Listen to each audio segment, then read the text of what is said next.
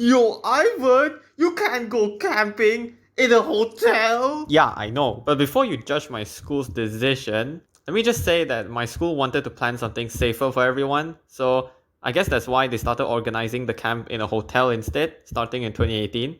So, first things first, when we arrived, me and my 3 roommates got our access cards to our room and checked in. And we were pretty lucky to get a room where the air conditioning was actually functioning. 5 minutes after the check-in, we heard another one of our friends, let's call him Duran Hair, or DH for short, knocking on our door.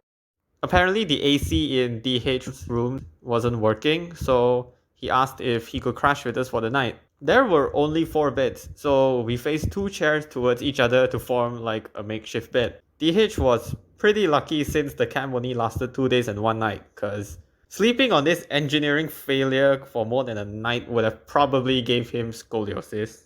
Later on, G-Man, fake name for one of my roommates, was dancing and doing backflips to the song Rolex.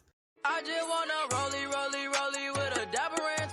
When DH runs out of the bathroom, in his underwear, and joins in. But unfortunately for him, I was recording G-Man and his stunts at that very moment. So we left at 5:30 for some group activities until like 6:30, where we started having dinner. Maybe this was just me, but I was pretty sure that everything they served was freaking spicy.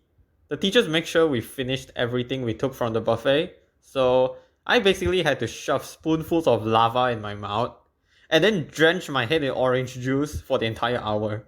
The school invited this dude who gave us some sort of TED talk about leadership after dinner, but since we had a full belly, sitting inside a fully air-conditioned hall, along with the fact that we had been having group activities from 9 a.m. till now, me and my friends were this close to dozing off. One of my seniors was half asleep when the speaker called him and he was like, yes, we did like 2 more group activities, and at 11 p.m. the teachers called it a day and told everyone to have a good night's rest. Although for some supernatural freaking reason, me and my friends were wide awake the moment we stepped into our room. So anyway, DH didn't return with the rest of us as he was in charge of turning off the PA system along with another senior. Because both access cards were inside the room, DH kinda got locked outside.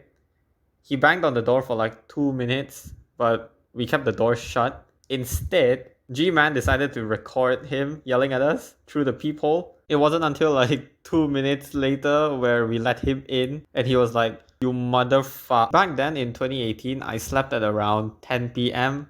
like the good boy I was. But at that night, it was 12 a.m. and my friends were watching TV while drinking canned coffee and making a lot of noise. So I couldn't sleep at all. Heck, one of them was even calling his girlfriend. Finally, at freaking 2 a.m., they all jumped to bed.